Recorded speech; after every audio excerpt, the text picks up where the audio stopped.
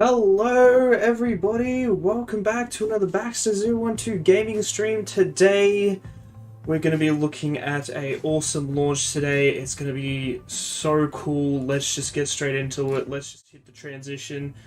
Let's get over to it. So we're going to be looking at the Blue Origin NS-14 new Shepard rocket. This is going to be the, rocket that's going to be going up to the up to orbit and then re-landing and all that type of stuff. So it's got the two sections here. So it's got the bottom kind of booster part like the Falcon 9 does, and then this kind of top capsule area where it can fit, the astronauts and stuff like that in it.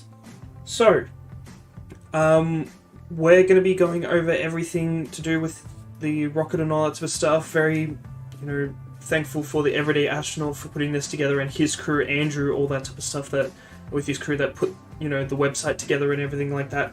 So this is amazing. Let's get into it. We do have the stream up. We've got another 9 minutes to go. Let me just turn this music down just ever so touch. We'll go down to we'll go down today. Okay.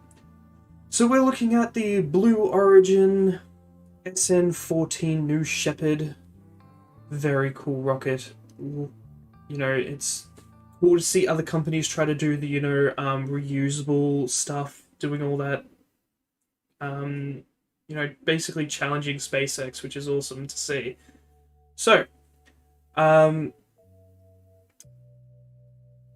gonna look at this, but let's just take a look at this image once more. It's just awesome. So this is out of Texas. So this is all being done in Texas at the moment. But let's take a look at, so January the 14th.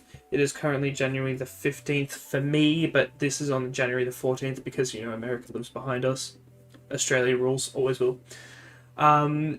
So yeah, we have a launch window. It's subject to change, so we don't have an exact launch window. We kind of have like a space of time where we can see this go off. So the mission name is NS-14. So this is their 14th launch of their new Shepard. So hopefully they've done a couple which is taken off and landing pretty good. So let's keep going. So launch provider is Blue Origin, obviously the people who's launching the rocket. Who's the paying customer? Obviously Blue Origin. They're paying their own money into this. So this rocket, this is the new Shepard 4, so this is the fourth variant of their, or the fourth, not variant, but fourth rocket that they've made. So that's cool to see. So, launch location, so this is launch site 1 from Corn Ranch, Texas, the United States. So that's pretty cool. I like that. If you haven't seen, let me just switch her over here just quickly so you can get a look. I am wearing my cool NASA t-shirt, repping the NASA merch. I've also, because Blue Origin, blue, we've got the blue LEDs on the headphones going, we've got the blue lights behind me, blue bed sheets, we're all over it, we're all over the blue. So let me just switch us back over to the Blue Origin stuff. So there's no payload mass, so they're just doing dry fires, so there's no people inside of it whatsoever, so it's just going up and down. So it'll go into, so where is the satellite going? It'll go into suborbital, so it'll go up. It'll basically do what the SN8 did. It's kind of like suborbital kind of belly flop type thing, but it's not a belly flop, it'll be more like a suborbital Falcon 9 type thing. So it'll go up, it'll eject its top half, the bottom part will come down and land. We're about to see a diagram of it, but just to give you a little gist about it, that's what you'll see. So yes, they will be doing their recovery of their first stage. It'll land back on their landing pad, which is, about 3.3 kilometers away from the actual launch site. We were meant to start streaming at 2:15, but then we got a delay of an hour, so we're here at 3:24 at the moment. So yeah, we're here and we're doing it. So this is good. So there's no fairings on this launch, so they don't need to recover any fairings. There's no fairings to be if they're new. How's weather looking? Obviously don't know. So the 14th flight. So sorry, I should say. Let me back up a little bit. I'm getting too ahead of myself. So this will be the 14th flight of their new Shepard rocket, the first flight of their new Shepard 4. So that's pretty cool. So basically just explain this. So what this all means is they want to be able to carry, humans and stuff like that to the ISS and back, like SpaceX is doing and all that type of stuff. So that's basically what they want to achieve. They want to achieve that, Falcon 9 type delivery system as well. So that's really cool. I want to see more companies do this type of stuff, basically doing like a bit of a, challenging SpaceX to what they know and approve upon what Elon has put down. So this is good to see. I really, really do like seeing this type of stuff. I love watching, not just SpaceX, but all different companies, Blue Origin, ULA, all of them out there. I'm so pumped to see all of them, and this is awesome to watch and sit down with you guys and actually, watch this type of stuff. So here's a little diagram here. So it'll launch off, separate, and the first stage, it'll land and do its booster landing, land back down, while the capsule will go up to its apoapsis. So that's the top of its kind of arc. It'll stop, and then it'll come down and land. And obviously it'll be doing a parachute landing. So that is awesome. So this is what the capsule will look like inside. So it's got 4 seats, kind of like, I think it's either 4 or 6 seats. I'm not 100% sure. Its, pressurized size is 15 meters cubed. So that's really good. That's, quite a bit of space. I'm pretty sure it's just about the same size as a Dragon, but I could be wrong. So don't quote me on that. Just look at that. So that's the new Shepard. That's in its separation. So go up, reach its top, then it will detach, and then the capsule part will keep ascending while the booster comes down and lands, and the capsule will go on and land. So that's all cool. So it's, usual. It's using liquid. So it's using something different instead of RP1. It's using liquid hydrogen and liquid oxygen.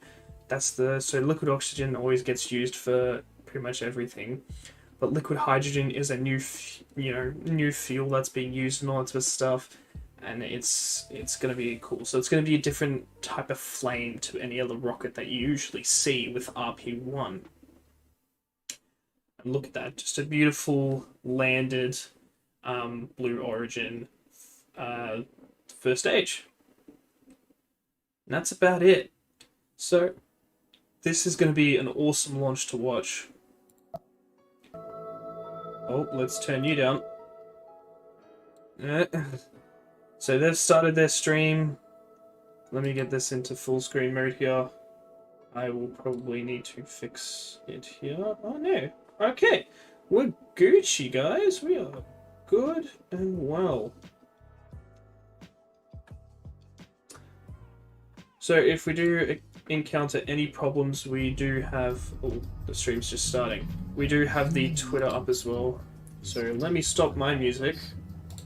Our ancestors listen in. crossed mountain ranges, sailed open oceans to map new lands, and sought out the unknown. Oh, planes. Always Nice. looking That's for what I the want to do. We're curious. I want to fly planes and do all this cool shit. So yeah. Pioneer new horizons. Oh god, you just love watching a static fire of an engine. Blue planet, So in cool. all its beauty, So cool. is just our starting place. It's time. Minus 10, 9, 8, 7, 6, 5, 4, command start, 2, 1. This is giving you a little preview of what is to come.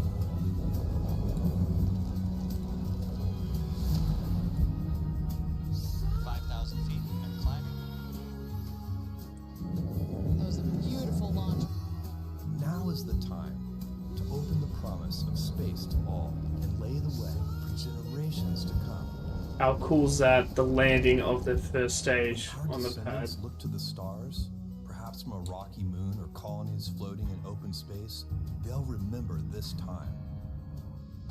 So cool. When they reflect on where it started, they'll remember. So this is the rocket that they're under development on. So they're going to be doing the same thing as, you know, the Falcon 9's doing their, you know, landings and stuff like that. And this is their lander vehicle for the moon. How cool. So cool to watch. And this is just the beginning. Oh, got a rover as well. Oi, that's sick. Hello, everyone, and welcome to today's live webcast of New Shepard's 14th flight to space from Blue Origin's Okay, launch we're site ready, 1 guys. in West Texas. And if I'm I do Lauren need to Cornell. I'm move joined by my myself, co-host, because Patrick Zaituni. I might be in the Welcome, way of Patrick. It's telemetry, your I maiden will do that. appearance So, with us here at the desk. yeah. Thank you very much, Arya, and hello, everyone. I'm very, very excited to be here and to guide you through. I'm the excited launch to be with watching. Ariane. All right, well, welcome. As you can see, Patrick and I are in our Kent, Washington headquarters in front of our New Shepard crew capsule mock-up.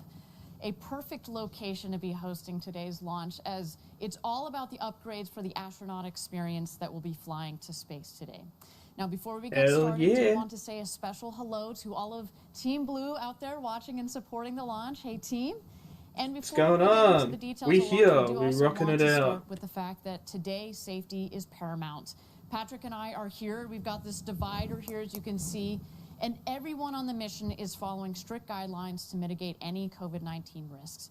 And down in West Texas, we have essential crew only. We want to stay COVID safe. That's right. Everybody, we Safety really is want to stay always COVID our safe. top mission priority. So let's get into today's launch. This is very exciting as we now have 2 vehicles in operation. One of which is going to be dedicated to flying payload flights, and that one has flown 7 consecutive successful missions. Very nice.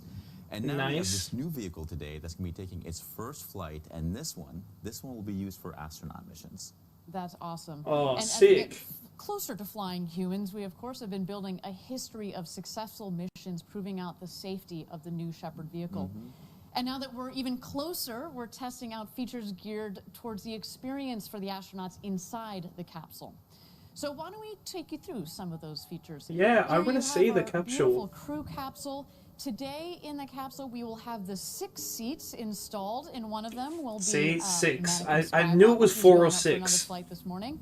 And we have speakers now installed in the Speakers. cabin with a microphone and a push-to-talk button, so each astronaut can talk to mission control. We're flying the nice. crew alert system. It's a panel at each seat with lights and sounds that give the astronauts alerts and important safety messages. Also, there is lining on the wall that you can see, which is nice and soft, so not only when you're floating around weightlessly, of course, but it's also designed to help suppress engine and other ambient noises inside the cabin. There are also environmental systems, including a cooling system and a humidity control to regulate temperatures and also prevent capsule windows from fogging. So it's during more of an flight, automated as well system. As we've got a carbon dioxide scrubbing system today. Yeah, and Ariane, we should. So do it's not. one It's awesome so new that's a addition, really different to this design to how first flight SpaceX here. do it. That's As really we, cool. Ascend and launch about 16 seconds into the flight, we're going to start rotating the booster in the capsule at about 2 to 3 degrees per second, and that's going to rotate the whole stack. Once every 2 to 3 minutes. Now, what that's going to do is for all the astronauts in the capsule, and Mannequin Skywalker in this case, they're going to be able to get. I'm sorry. 360 Did you say degree Mannequin view out of Skywalker? those gorgeous windows, over that West Texas valley and that horizon. He curved legit just horizon said of the Mannequin Earth. So Skywalker. it's going to be little. That's things like crazy. that that make a huge difference for the astronaut experience. So Wonderful. I want to thank our engineers for designing this into the flight profile so that every astronaut is going to get that great view. So great job, team. Now let's check in on New Shepard as she gets ready for her 14th flight to space. Where's Mannequin Skywalker? I want to see him. Give me Mannequin Skywalker. Oh, okay, we're just gonna be looking at it. But she's looking healthy. She's looking good. She's looking ready to launch. I'm excited to see how she does. You know, All right, they've had everybody, 13 welcome other back to successes, New Shepard's so 14th mission to space. We're coming to you live Now, Patrick, we've talked quite a bit about the fact that New Shepard isn't only for tourism, but also for research. And when we fly humans soon, research will be able to fly, scientists will be able to fly with their research. Also, astronauts could use the New Shepard for training to eventually go into orbital space or up to the International Space Station. So our platform allows astronauts to do end-to-end mission training, which could include, ground crew operations, vehicle operations, and the crew just in general gets good real-world team experience. And what this does is it builds upon our payloads program, which has already taken more than 100 payloads to space on previous missions. And as we noted today, Mannequin Skywalker is on board, and he's going to be Mannequin Skywalker. Tell us about that, Patrick. Yeah, absolutely. So look at today, him. Mannequin Skywalker, our veteran astronaut right there, will be carrying some postcards in his flight suit from a nonprofit Club for the Future. Now, Mannequin Skywalker on his flight suit is also going to be wearing a pin from the club's partner, Space Camp from Huntsville, Alabama. Now, this is going to be the third flight for our Club for the Future, and we have flown, we're about to fly 50,000 postcards on board. You should actually make him look like Anakin Skywalker, because he just looks more than dumb. 100,000 of these postcards to space from Because he's a dummy. around the world. That's awesome. What a jerk Have a out. great flight, Mannequin Skywalker. I think we're both pretty jealous. Mannequin Skywalker. I know. All right, Patrick, so we all know here at Blue Origin, we've got this step-by-step approach. Let's hope he It's our doesn't get to the philosophy that children. we live by here at Blue.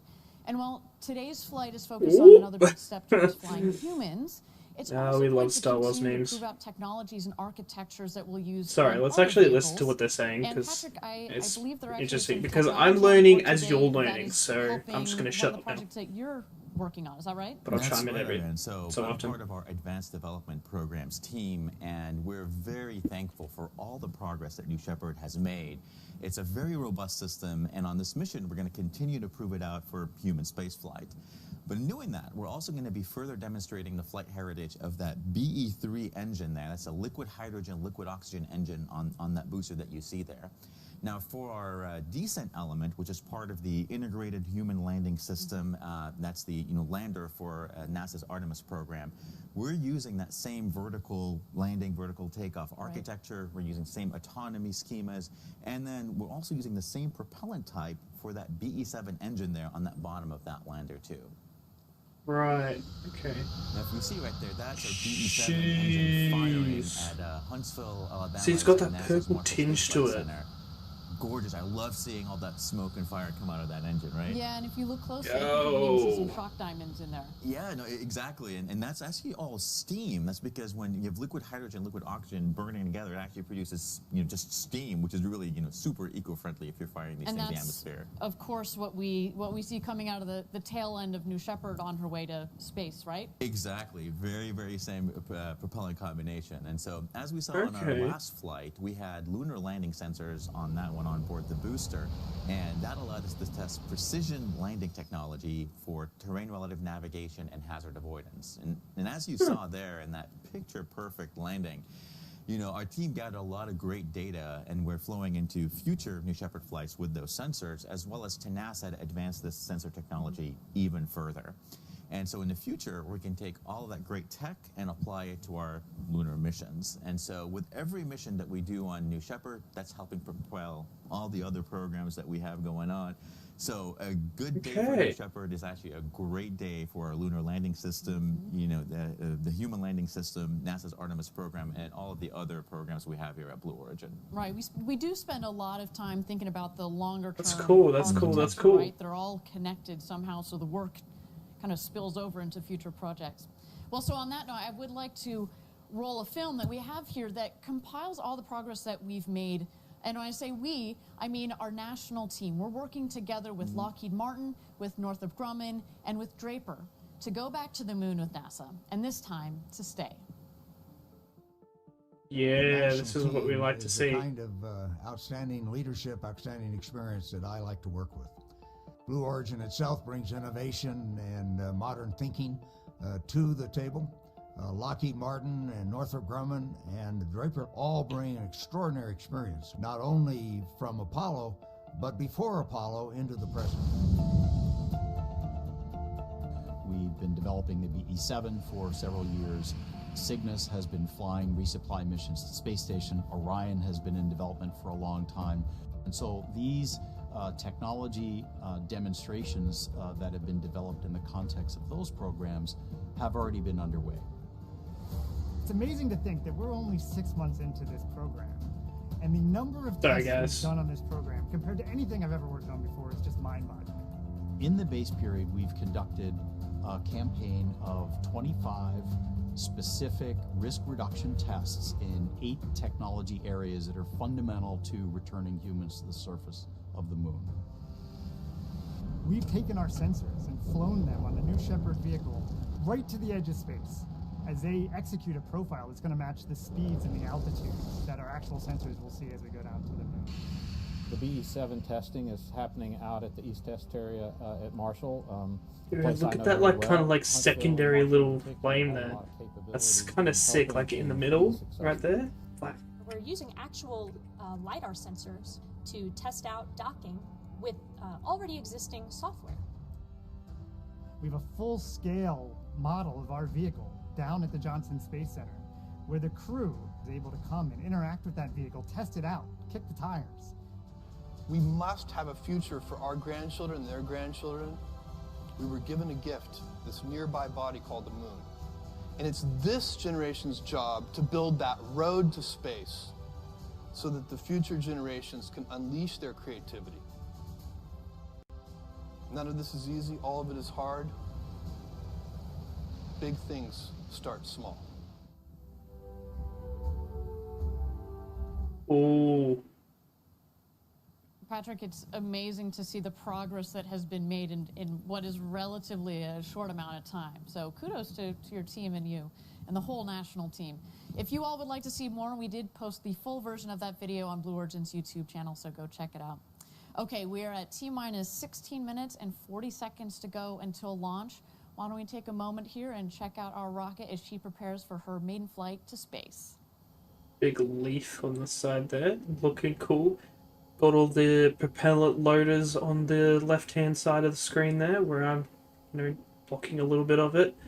But she's looking healthy, she's looking good, and we're gonna hopefully see another spectacular launch and then landing by this awesome rocket. To our live webcast of New Shepard's 14th flight to space for the system, the first for this rocket. We are certainly looking forward to seeing this launch this morning.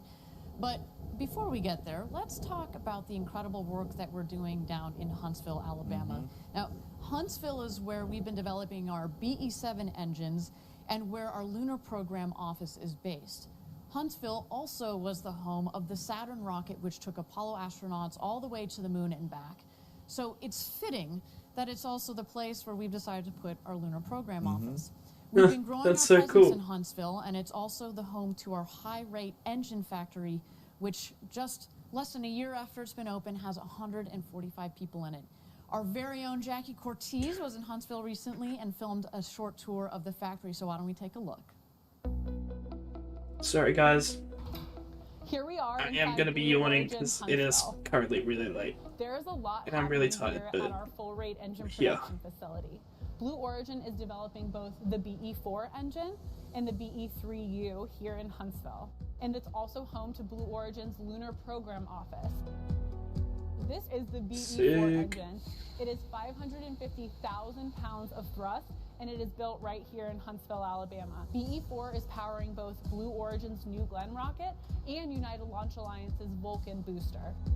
Ooh, sick! Welcome to what we call the high bay. It takes a lot to make the BE-4 and the BE-3U engines. A lot of cutting-edge technology, top-notch machining, and we're going to see a lot of that here today. That's so cool. So what we have here is one of our laser welding machines, and laser welding is a critical process for both BE-4 and BE-3U. BE-4 is a regeneratively cooled engine, and so these channels are really important to flow that cool liquid through. Inspection is a really important part of the engine production process, and so let's go ahead and take a look in the dye penetrant lab. Dye penetrant is a surface inspection. We'll look at the preforms and the weldments, and we'll look for cracks and any defects that might be in there. Another inspection technique is X-ray. We shoot each portion of the weld and we examine the images just like you would have at a medical X-ray. We're looking for defects or anything that is detrimental to the part. The machine shop here in Huntsville is very impressive. There is an entire row of mill machines. The piece will come in, it is loaded into the machine, and it's milled down to the required specifications for that particular component. That's so cool. But certainly not least, I'm really excited to show you all the newest addition to Blue Origin Huntsville, a full-scale mock-up of our lunar lander for the Human Landing System program. This lander is powered by the BE-7 engine, which is the newest engine in Blue Origin's propulsion family. NASA's program is named Artemis because Artemis was the twin sister of Apollo, and through the Artemis program, we are looking to land the first woman on the moon. Oh, sick! Thanks for joining I didn't me know that one. today. That's cool. That's cool to know. Showing you all around, and I cannot wait to update you on what's next here in Huntsville. Okay, I didn't know that. That's... See? Learn something new every day. Patrick, we just opened that factory less than a year ago in February, and it's amazing to see just how fast that factory is coming to life with all the machinery. It's also very cool that our lunar program is down there in Huntsville, given the rich space history that's in the area. That's right, from chariots for Apollo to landers for Artemis. It's, while we're on the topic of all this great work Huntsville doing, I'm excited to talk about something I'm especially geeky about, and that's Space Camp, which is also in Huntsville. Quite geeky. I've always wanted to go there as a kid. I haven't gotten to go. And as we mentioned, our Blue Origins nonprofit Club for the Future is a partner of Space Camp, and they've been working together on various STEM programs. Oh, they're in a hold. Hundreds of their Space Camp trainees to actually make these postcards of flying to space. So that's either good or bad, or that's planned. So our intrepid field correspondent, Caitlin Dietrich, was on the scene in Huntsville recently, and she got to go on a great tour that she didn't tell us about. I don't know how we missed this memo. I think there are going to be conversations about this. Exactly. So we're all super jealous of Caitlin. Let's see what she got to do while she was over there. Hey everyone, we're at Space Camp in Huntsville, Alabama. We're really excited today to talk about our partnership in Club for the Future and get a little tour of Space Camp and pretend to be an astronaut for a day. All right, well, let's get started. This is our Mars base. We've actually got some basil over here. We had some parsley, so we're growing all sorts of stuff. Wow, let's see. On Blue Origin's last launch, NS-14, Club for the Future flew tomato spheres, seeds to space. We just planted a few here.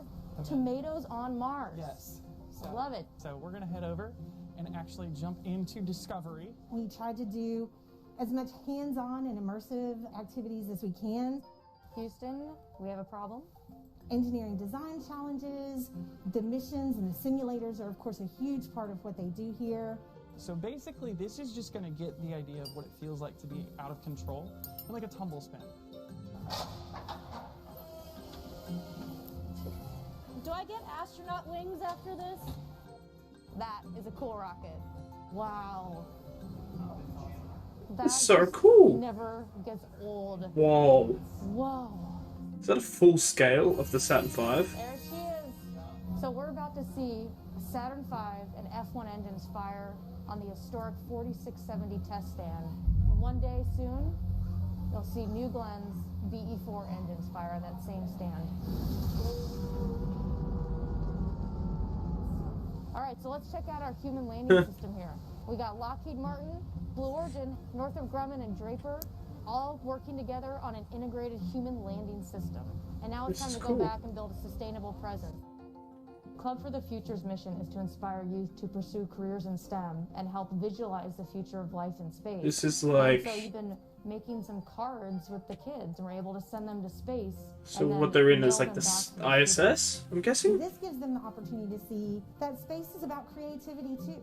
And this activity... See, this is why being in Australia kind of sucks, because you don't get this type of stuff. And it's so fitting for companies like Blue Origin to be here now, because it was always about where the future of space is going. There's so many opportunities in the world of spaceflight that these students go, I can do that? Yeah, the work you're doing here to inspire the future generations to pursue STEM, pursue space, I just can't imagine that, Space Camp won't be a big part of our history for many reasons. I want to go there. Can you hear it? I love it. All right, it's official. I want to go there. That's so cool. Oh, man, I think she definitely deserved her astronaut wings for that one. I'm not quite sure how well I do in that tumble sim. I would not have done well at all. Well, thank you, Space Camp, for the tour, and we really appreciate not only the tour, but also we're very proud to be able to fly a set of your wings on Mannequin Skywalker's flights to space today. Okay, we are at T-minus 12 minutes. We are in a hold here.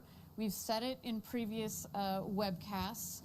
If we need a couple of minutes extra to prepare our launch today, that's quite all right. We spend years designing these vehicles and building them, months preparing for missions. So if we need a couple more minutes, that's quite all right.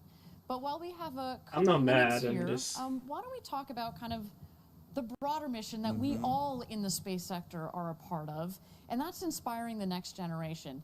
Yes. Maybe to go into space, but definitely to go into other STEM areas. So we actually have some questions about space, I believe, from some school students. So why don't we check out one of those questions?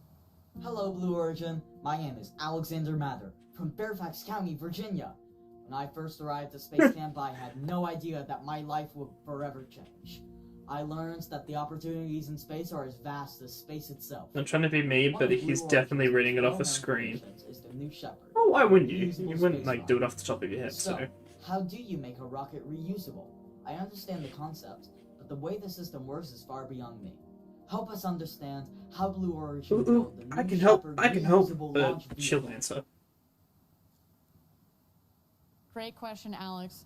Now, at the center of any rocket, but certainly at the center of New Shepard's reusable rocket, is the engine. And that is absolutely critical to reusability.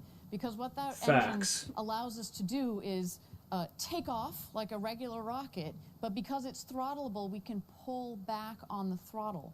That allows for a nice soft landing of the rocket, which means A, that we get the rocket back, and B, that it comes back nice and gently so that the refurbishment on the rocket is rather minimal. So that is critical. That's kind of the secret sauce, if you will, to our reusable rocket, is that incredible BE-3 engine. Again, great question, Alex. Okay, we're at T-minus 12 minutes. Again, we are still in a hold here, and while we've got a little bit of time, why don't we check out New Shepard as she gets ready for her flight today. Oh my god, so sexy, so cool. I am so tired. But this is what we like to do. We like to sit here and go through the whole process of sitting down, streaming this, and for you guys that will most likely watch this after the fact because it is, 3:30 in the morning, say hi in the comments. I will try and get back to all the comments and say hello. Comment what you like. I'd say anything, honestly, but this rocket is looking so healthy and so good. I want to see this thing launch into the sky and then land nice and safely back down on the pad like it should. Yes. Yes, it'll be very good. It's good old Mannequin Skywalker coming down about 5 to 10 minutes after the first stage lands. Or the booster section lands. But I do believe this is much, much smaller than the Falcon 9. Yeah, I think it's between half and a third smaller than half or 2/3 smaller than the Falcon 9. So Blue Origin are making moves. They're able to do something that is probably going to get into orbit in almost, 2/3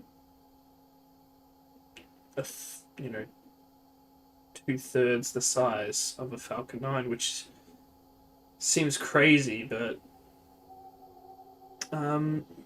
actually I can bring up the dimensions of said rocket. Actually, Welcome back, everybody, to New Shepard's 14th mission to space. actually, We are nah, T-minus 12 screw it, minutes whatever. to go until launch. This rocket that you see on the pad, she is getting ready for her first mission. You see she's looking nice and shiny, new there. We're going to give her a couple of reused rockets char marks, hopefully in a couple of minutes here. That should be exciting. But we are in a hold here. We just want to make sure we give some time to our teams to get aligned. And while we've got a little bit of extra time, why don't we take another question from a student about space? Let's see if I can answer it before they do. My name is Kier Fair, and I am a sophomore in Lexington, Kentucky. My first experience with Blue Origin occurred 3 years ago while I was at Kennedy Space Center attending space camp. I had no idea that so many companies outside of NASA were involved in space and planet exploration. So the Yes. question I have is, what do you hope to gain from establishing human habitats on the moon? Science, bitch. Thanks, Kara. Great question. So our vision at Blue Origin is millions of people living and working in space to benefit Earth. And you're right, one of the next steps that we have on our agenda, if you will, is to go to the moon, and this time to stay. And why is that important? Whether you're living on a Let's space just mine the station, moon, guys. that's orbiting Let's just the take all Earth, of its or you're living on some sort of all of body its, out there materials. in space, we need to understand what it takes to live long term in this difficult environment. And so by going to the moon, it's the nearest body where we can go there, establish a base, figure out how we can live and work in space, because it's not easy when you're out there and you don't have any atmosphere and it's cold and you need to figure out how to transport oxygen and water and all those sorts of critical elements that we as humans need to live and work in space. So, good question. Thanks, Kira. All right, why don't we throw it back to the rocket and wait here as New Shepard gets ready for her 14th mission to space and this rocket's maiden launch to space and back. Okay, just while they're just gonna show that, let me try and get up the dimensions. It did have its dimensions here somewhere.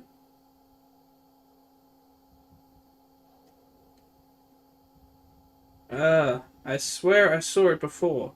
The dimensions of it. Is it this? Oh my god, guys. Wow. Okay. Well, let me pop it back here. I will get onto a different page here. We'll bring a different page up.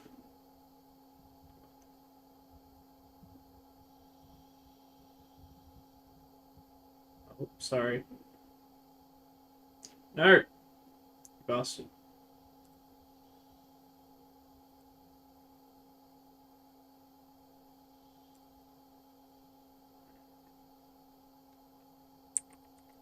Here, origin, New Shepard, size, or dimensions. Let's just go size. Size will work.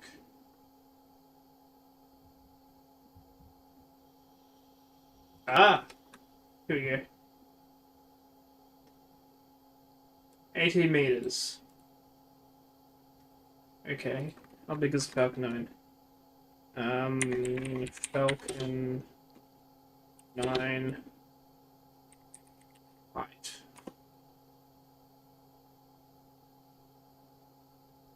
$63 meters.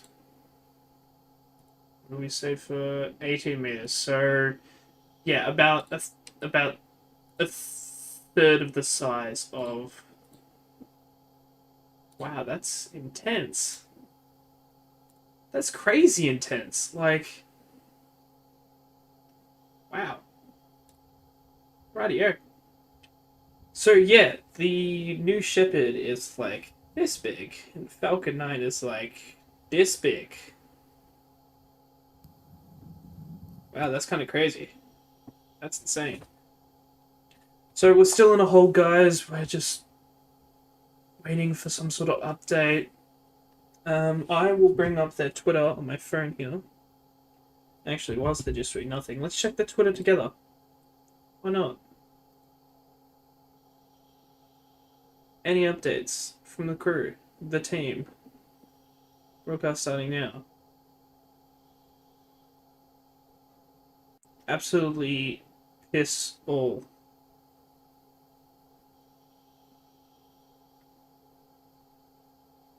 Share this thread.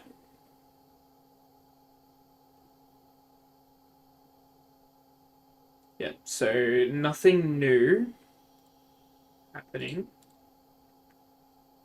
So let's just bring this back up.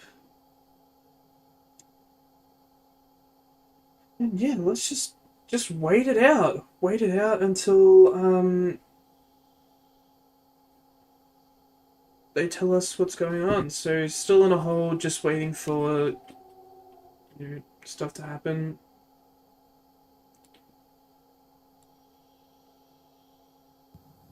Let me put on some music. All right, everybody, welcome back to New Shepard's 14th mission to space. We're at T-minus 12 minutes to go until launch. I do understand that the team is dealing with some mid-level winds, as we've talked about in the past. It can get windy down there in Texas. It looks like a big, beautiful blue day down there in Texas, but we do have to monitor the winds for the rocket's ascent and, of course, descent. So we're going to keep our eyes on that for just a couple of minutes here. But while we've got some time, Patrick, you, as mentioned, you are part of our lunar program. Do you want to talk a little bit about your thoughts about why are we going back to the moon? Yeah, Kira asked a great question, which is why are we going back and what are people going to do there? And people are of course going to play a tremendous role in doing all the science on the moon. There's nothing really like having someone trained as a geologist who can actually go there and actually see what's going on. This is not good. We'll tell you. But also, as we look towards the future, we're going to want to use the moon, which is really a gift for Earth. We're going to want to use it to allow us to start, building that future where millions of people are living and working in space.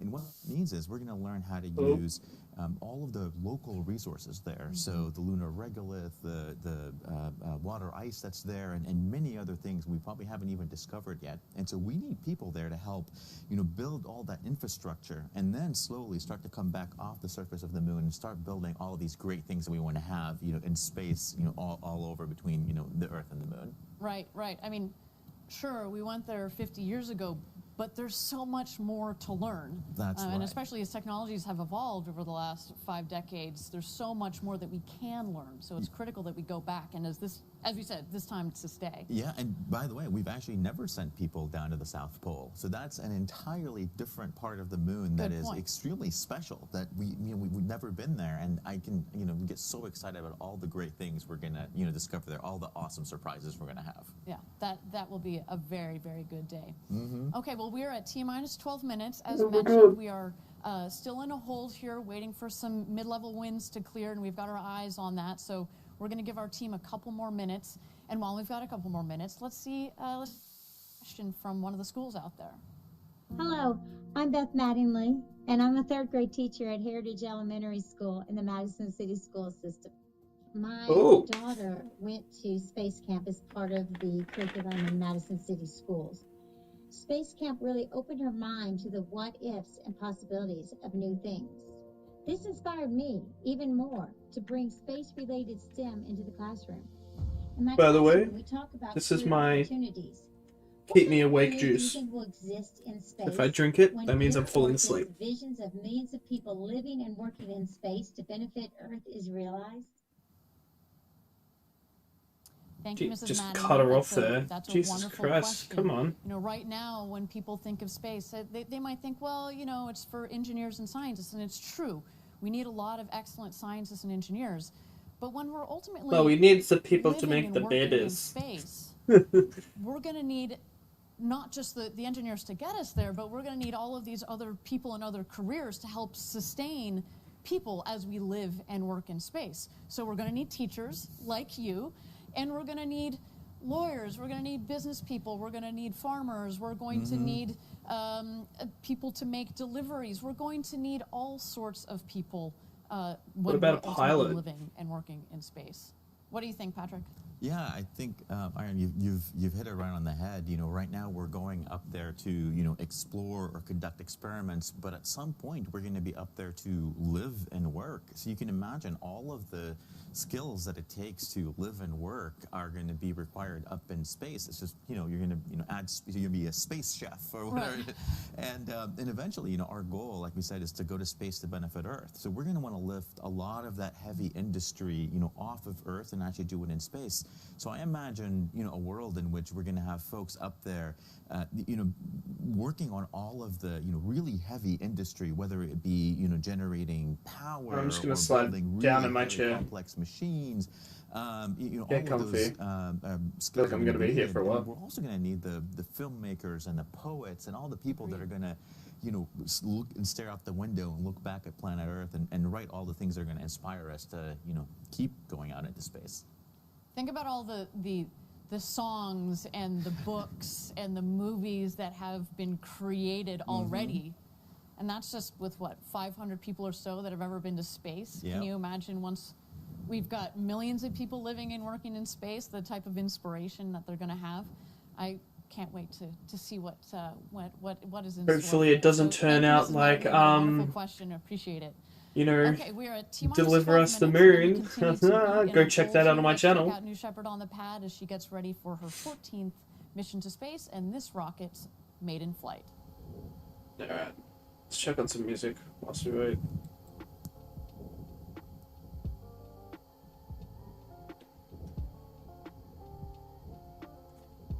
As I've said about 1,000 times before, she is looking healthy, she is looking good, ready to fly, ready to go, and I'm excited. Still in a hold. It's 20 minutes at the moment. Hopefully they don't take too long, because that'll be tragic.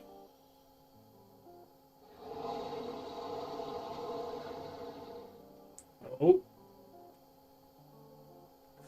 Hey! We're back on the countdown. T-minus 12 minutes and 53 seconds. Okay.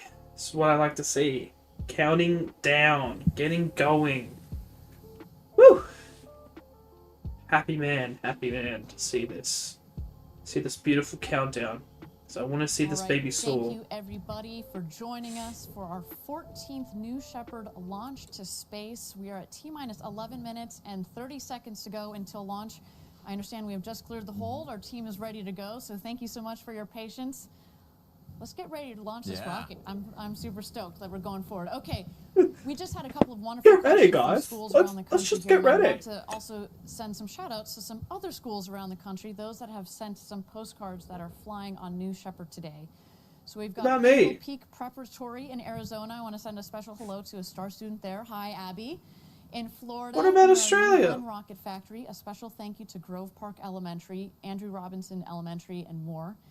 And Australia researchers letting are us coming from down. all Come around on, the world. We've guys. got 13 countries so far.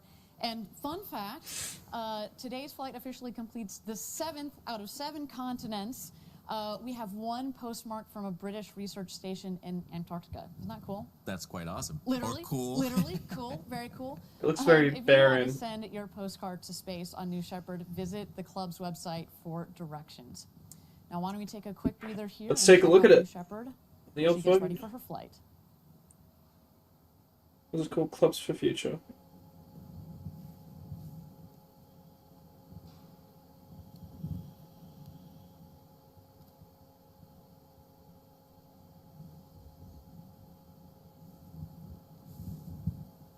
Send a postcard to space.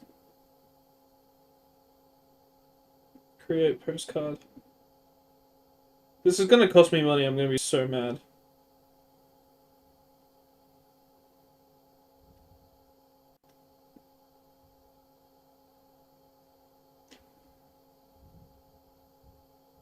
Oh my god. I have to draw. Actually, that could be a really cool video.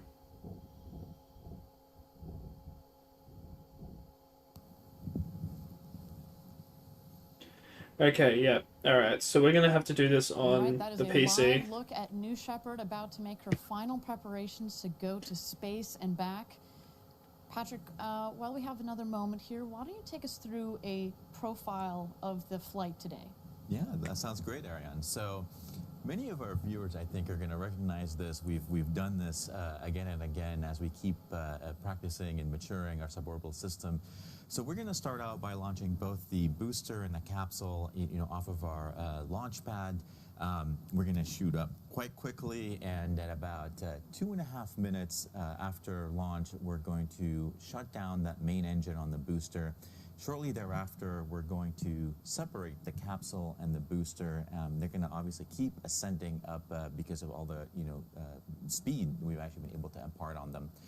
That's the point, where if you and I were in that capsule, we would unstrap and float around and just look out those great windows. Of course, in this flight, Mannequin will stay where he is. I would do a somersault. I know you would. I keep saying that I'm going to do it one day, I promise you. Do a backflip. And then, at that point, the booster is going to come back down first because it's more aerodynamically shaped. So it's going to re-enter, and then it'll start slowing itself down. And then about 3,000 feet above the surface, that BE-3 PM engine is going to relight and then gently and very accurately and precisely land that rocket down on the north landing pad. In the meantime, we would get back into our seats and strap back in. The capsule would re-enter, and then after going through the atmosphere, the drogue chutes are going to open up. They're going to help stabilize the capsule, and then they're going to pull the 3 main chutes out.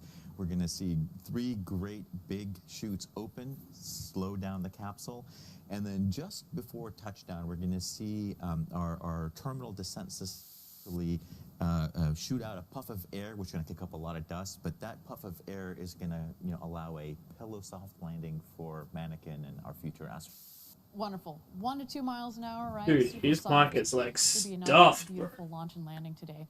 Well, I do want, while we have an extra minute here, I do want to talk a little bit about the launch site 1, West Texas. We've talked about this before. It's not only where we launch and land New Shepard, as you were just talking about, but it's also where we test our rocket engines. And I want to cut to a clip, fresh out hot the oven clip of our BE-4 engine test from earlier this week that we've prepared for you. This is our BE-4 engine, 550,000 pounds of thrust. That's in comparison to 110,000 pounds of thrust on the BE-3 engine that's flying today. We also, it's LOX LNG, so it's a different propellant. And here you see it firing. This is one of our 2 test stands that's down in West Texas. There's some drone footage that we compiled for you. That thing creates quite the rumble down in the valley in Texas. And ultimately, this is going to propel United Launch Alliance's Vulcan rocket as well as our New Glenn vehicle. There will be 7 of these engines on the base of New Glenn, and that is going to create a rumble down in Florida when we launch New Glenn. So kudos to our engine team for their progress on this groundbreaking engine. All right, yeah, 2 seconds. Okay, we're at T-minus 5 minutes and 50 seconds to go until launch. We're getting really close here. So let's do a quick recap of the headlines of today's launch. Today, we're flying upgrades to the astronaut experience inside New Shepard's crew capsule, and we're getting very close to flying our first astronaut. So that's why it's critical that we test these systems. Let's do a recap of those. There will be 6 seats on board. By the way, my shorts were giving me a wedgie. Don't be creepy. There will be push-to-talk capabilities in each seat. There'll be speakers to hear mission control throughout the flight. There will be environmental systems, including a cooling system and humidity controls to regulate the temperature inside the capsule, but in particular, that's also going to prevent these big, beautiful windows from fogging up during the flight. We're also testing a crew alert system at each seat, which has important indicators to take you through the entire flight as an astronaut. And last but not least, you've seen in there the white acoustic paneling in there. That's to dampen any engine noises or any sorts of other ambient noises. So in the final moments here, all eyes are on New Shepard. We're at T-minus 4 minutes and 40 seconds to go until launch. Yay! Right about now is when she's going to start to come alive. So mission control at T-minus 2 minutes throws the show over to New Shepard, and that's when she goes into autonomous mode from T-minus 2 minutes through launch and landing. So we're going to throw it out to the pad, check out New Shepard here as she gets ready, and the next set that we'll come back for to talk you through are the final hydraulic system checks and the engine gimbal check. Nice. Alright. 4 minutes, guys. We're getting so close. And I am literally about to fall asleep in this chair, but we're close. We're getting close, and I'm excited.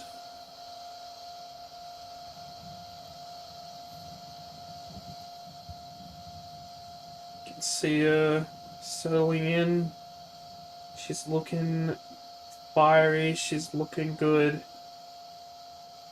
And I'm not like inappropriately touching myself, I'm just like scratching my legs and stuff like that, so don't be weird. If you can see my arms like moving around and stuff like that, I'm just like, you know, rubbing my legs and just scratching my legs. I'm not playing with myself. That's weird. If I'm the only one that thought that, then yeah, fair.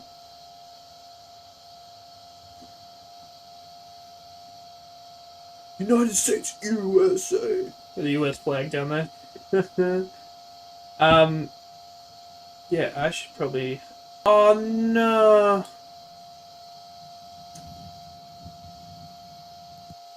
Guys, we're in a hold. We're in a hold. This could last another 20 minutes. Hopefully it doesn't last too long. I really hope it doesn't last long.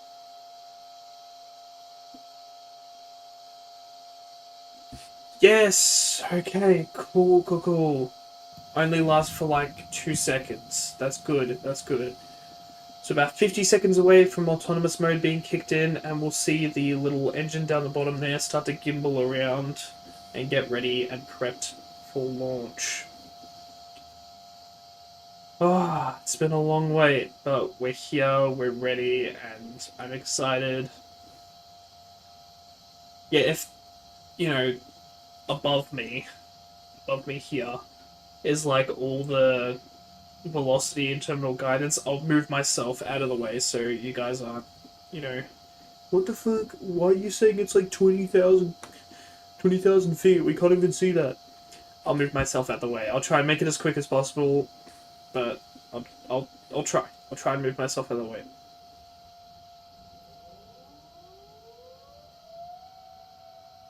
Here we go with... Everybody, welcome back for New Shepard's 14th mission to space. You see the gantry retracting there. We are getting ready for a launch, Patrick. This is when it gets really exciting. All right, we have thrown the show over to the rocket. She's in autonomous mode right now. We're waiting to see the final hydraulic system checks and engine gimbal check.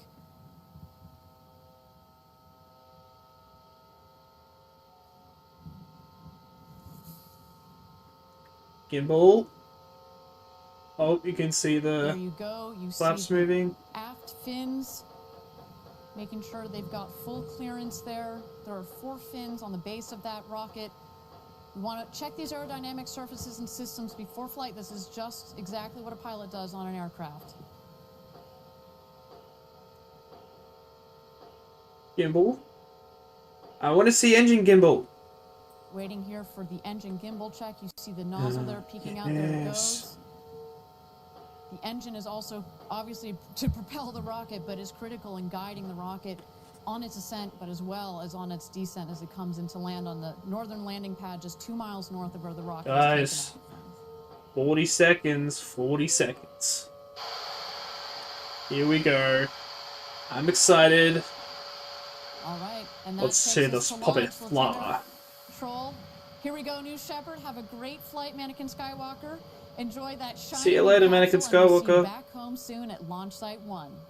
Don't turn into Mannequin Darth Vader. I don't know what would be the reverse of that. Darth Mannequin. Ooh, he said it. 9, 8, 7, 6, 5, 4. Command engine start. 2, 1. Ignition. Okay.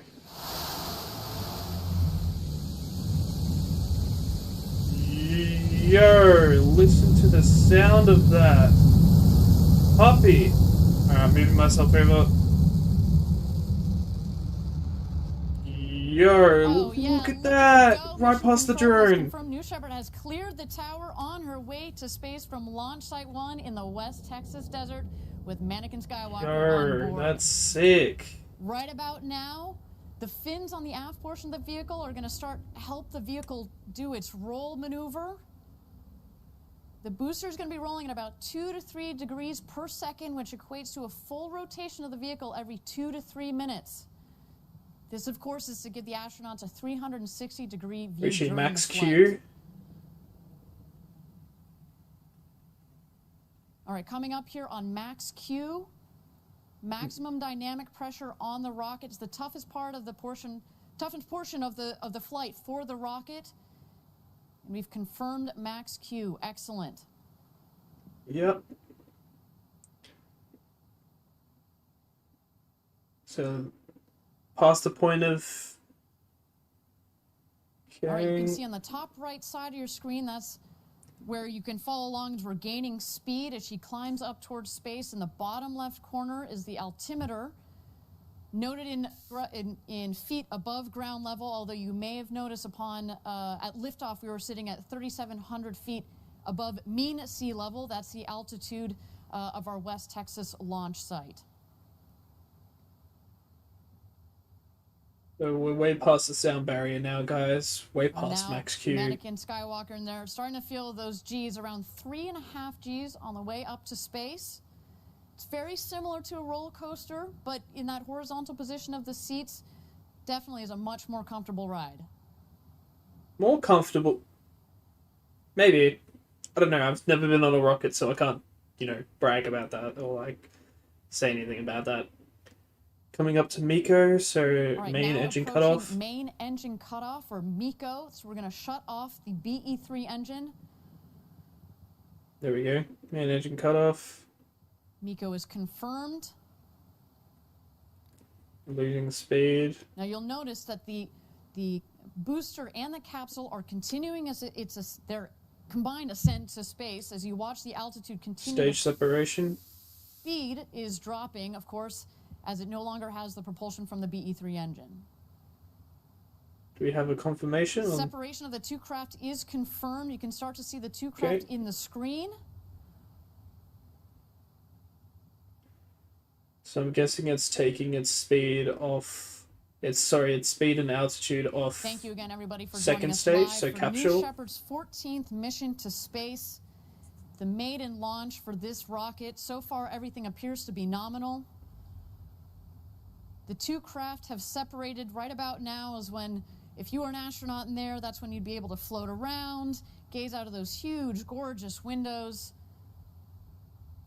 maybe even do a somersault or two. I know I would certainly do that. Now, Just as we've noted coming in up to previous flights, if you apogee. follow along on the speed on the top right corner, as soon as that speed hits 0, that's when you know that the rocket and the capsule have hit its apogee point, the highest point in the flight of the rocket.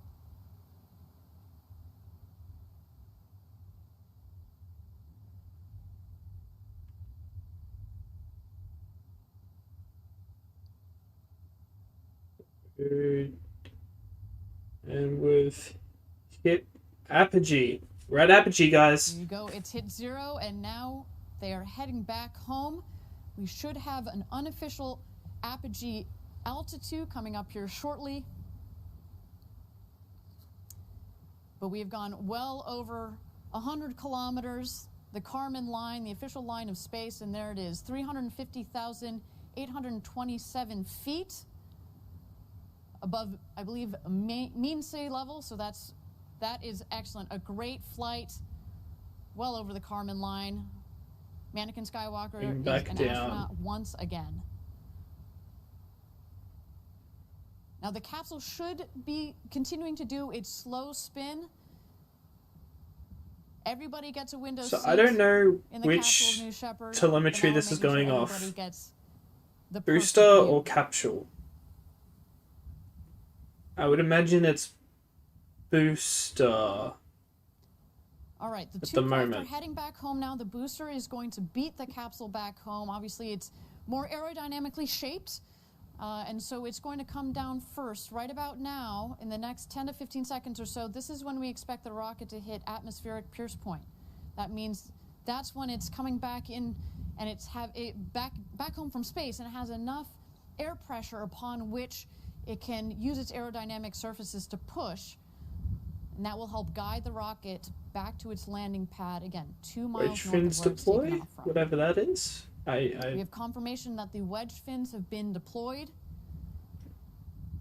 Those fins are at the forward section, the top section of the rocket. They're housed in the ring fin. Okay, so these things that come They out. also Okay, help gotcha. provide stability for the rocket as it comes into land.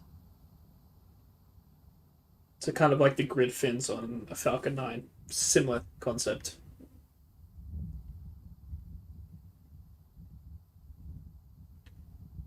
And this booster is screaming home right about now. Its maximum return velocity is just under Mach 4.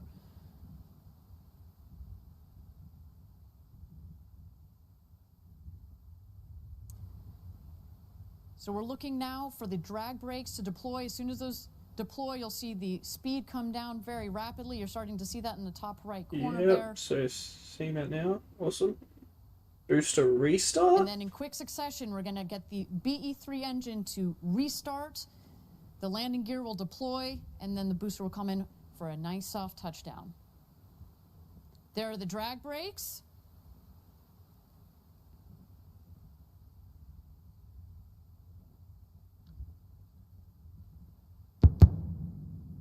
Oh, jeez. Sonic booms from the drag brakes. Booster restart. Engine restart. Landing gear deployed.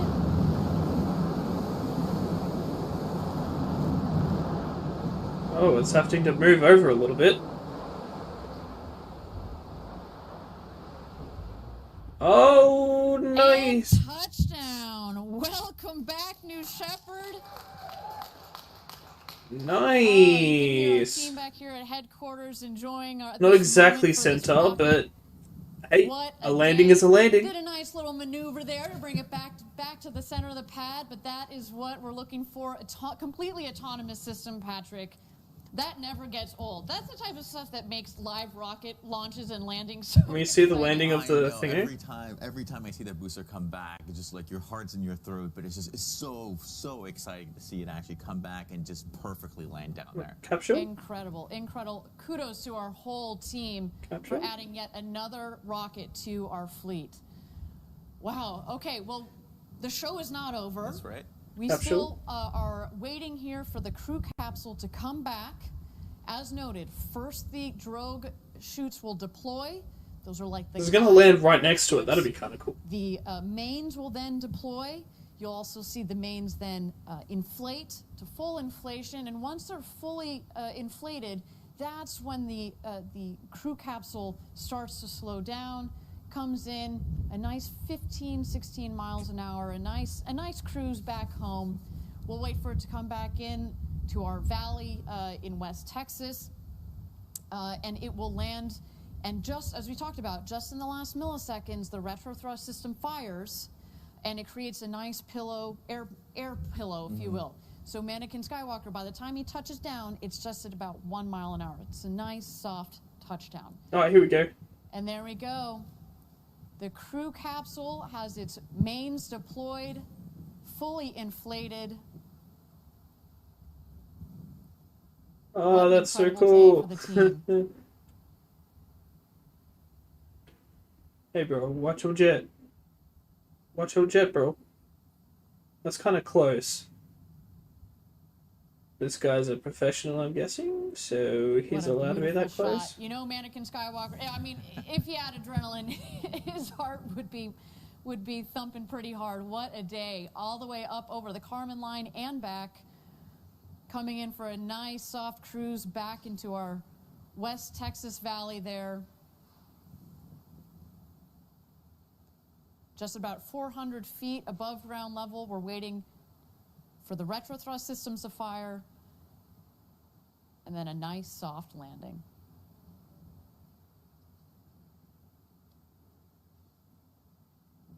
Oh, there you go. And touchdown. Yo. Good job, Blue Origin. What a beautiful shot. Congratulations to all of Team Blue. Really well deserved. This is our 14th mission. A safe landing for the booster, safe landing for the crew capsule. We added a little, we talked about add a little bit of char to the bottom of the that rocket. Came back nice and clean though. Look at that. Absolutely spectacular. Now, if you were an astronaut on board that capsule there, you would have had an incredible ride up over the Kármán line and back. Get the big, beautiful views out of the, you know, the 360-degree spin this time. Get your 3 minutes of weightlessness. I can't wait to check out the onboard cameras to see the views that Mannequin Skywalker experienced today. Yeah, that'd be cool to see. I know, and It'd be really cool to see. drone shots of the rocket and actually the capsule coming down. Those were pretty spectacular. Those are beautiful.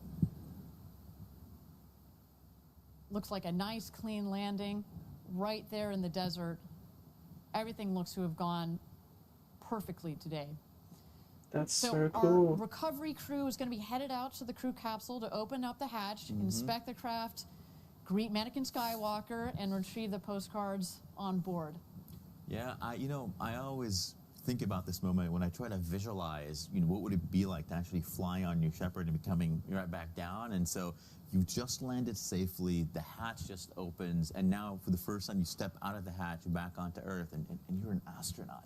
And you've seen the Earth from 100 kilometers up from space just moments ago, and now here you are back on it. I mean, that must just be incredible. But this was such an exciting mission, such an exciting day. Let's take a look at some of the replays here to show you that gorgeous takeoff and landing.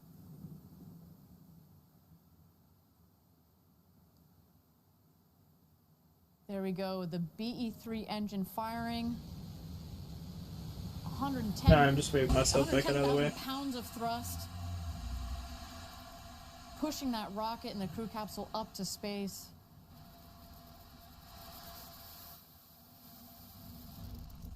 Yeah. Patrick, I know you've been down there during these launches. The rumble that comes from that engine as the rocket is taking off is just incredible. It shakes your bones. It really does, and as it takes off, like, it goes really fast. There's a lot of rockets where the ascent is actually quite slow, but this one, I mean, it's flying. It's going. Jeez. It's gone. Yeah, and as we said earlier, today is a huge win, not just for New Shepard, but also for our human landing system and our return to the moon. Yo. That BE-3 engine that you see right there, that's a liquid hydrogen, liquid oxygen propellant combination. And that's the same combination that we use on BE-7, our lunar lander engine. And you can just, I mean, right there, you can see that power, when it launches, and you can see that precision when it lands too, right? When you throttle it down, you get the nice precision landing. Nice soft landing.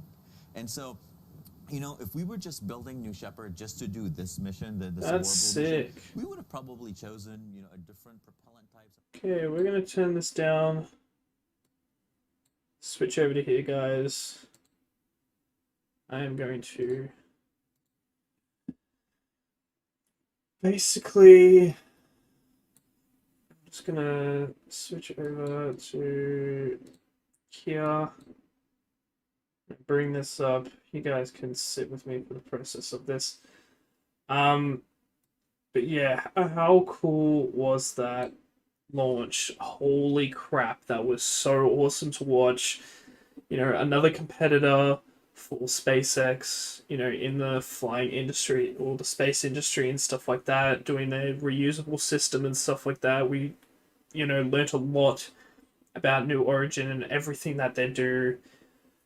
Guys, wow, what a awesome, just how cool it was to, see that. So thank you so much for watching, guys. I hope you enjoyed. Make sure you go down in the description, like and subscribe. Make sure you turn those bell notifications on so you get notified when I upload. Make sure you also go check out my Facebook, Instagram, and Twitter pages. They'll all be linked in the description below. Make sure to also go check out my No Workers channel. We're going to be making videos ever so shortly, and we'll be posting those. Stay tuned for more live streams. We're going to keep making them, so stay tuned. There's going to be plenty more, plenty more where that came from. Anyway, guys, I hope you enjoyed, and peace.